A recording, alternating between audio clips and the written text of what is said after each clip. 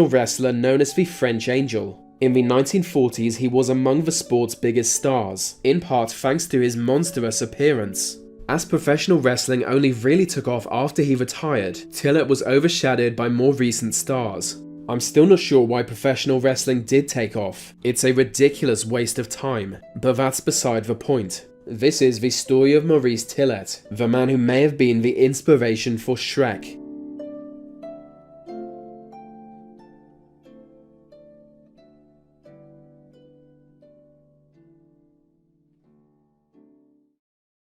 In 1903, Maurice Tillet was born somewhere in the Ural Mountains, a vast Russian mountain range. His parents were French nationals, drawn to Russia for work. The father was an engineer and the mother was a teacher, giving Maurice a middle-class upbringing. They were a normal family in every respect. But the following decade saw revolution and civil war break out in Russia. The middle class were now targets of rebel violence, causing the Tillet family to move back to France. Maurice was still a normal-looking boy, and would remain this way into adulthood. As an adult, he began to transform. His hands, feet and head seemed to be swelling to a greater size by the day. The swelling soon stopped, but his body never returned to normal size, leaving him like this forever.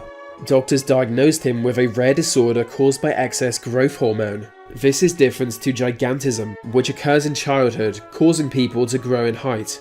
As Maurice was already an adult on developing the condition, he never grew taller than 5'9". The whole thing was a mess, so for a new start he joined the Navy, because France really has one. Apparently they have an army as well. After serving for a while, he met a professional wrestler from Lithuania, and was inspired to give it a go himself. It wasn't long before he was a massive draw, with his monstrous features and massive frame. For spectators, it was like seeing a man fighting with a real-life monster. Tillet gained fame in North America, being advertised as superhuman, and unbeatable by any normal human. He performed all over the world, and was far more hairy than a human should be. Eventually he secured the AWA World Heavyweight Champion belt, perhaps the only belt that could fit around his body.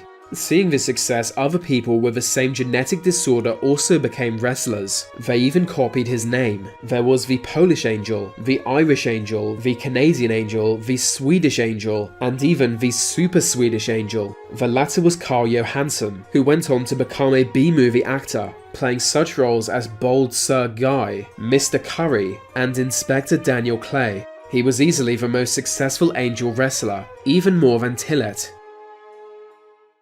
Like so many with his disorder, Tillet eventually suffered health problems and retired from the sport in 1953. Within 2 years he was dead. Few today are even aware of Maurice Tillet, but he led a genuinely interesting life. He could speak several languages and travelled the world. His signature move was the bear hug, and another of his ring names was the ugliest man in the world. It was World War II that forced him to move to America. While there, he was examined by Harvard biologists, who declared him the closest living creature to Neanderthal man. His head was twice the size of other men, and he possessed abnormal strength. Tillet would sometimes demonstrate his strength by pulling cars by himself. He also lived longer than most with his condition, dying at age 50. But most interesting of all is that Shrek might be based on him. DreamWorks have never revealed the inspiration for Shrek. But look at him, he's White Shrek. He just is. Maurice Tillet is not the only man said to have been inspiration for an animated character. Popeye was created in 1929 by Elzie Seeger, born and raised in Chester, Illinois. As the character went mainstream, Chester locals had a good idea what inspired it. According to them, it was based on a local man by the name of Frank Fiegel. Fiegel was a toothless pipe smoker known for fighting and being fearless. Standing just 5'11" and of slight build, he was considered among the strongest and toughest men around. After a few beers, he was ready to fight anyone. Maybe this was changed to spinach as to not encourage young people to drink, which it would have. In fact, when Popeye cartoons went mainstream, spinach sales went up almost 33%. Frank Fiegel died in 1947. On his gravestone is simply an engraving of Popeye. Another cartoon character based on a real historical figure is Tintin. Tintin, the best thing to come out of Belgium since pornography. First appearing in 1929, he's a boy reporter, travelling the world and writing of his adventures. Well, it turns out he was based on a real-life Danish boy. In 1928, 15-year-old Pal Holt left on a journey that would take him around the world in just 44 days.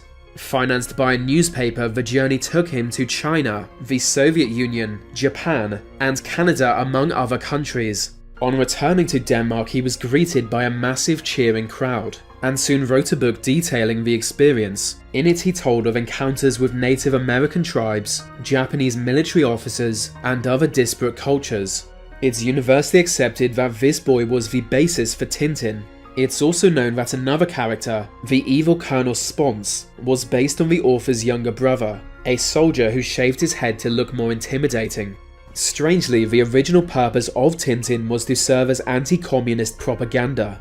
Its creator worked for a newspaper literally owned by a fascist who kept a signed photo of Mussolini, so Tintin was only allowed to be published if it showed a clear anti-communist message, and so the first story was published, Tintin in the Land of the Soviets. So there you have it, the origin story of Tintin, and Popeye, and Shrek, and Jesus, and Justin Trudeau, and the Queen of Denmark, and your face.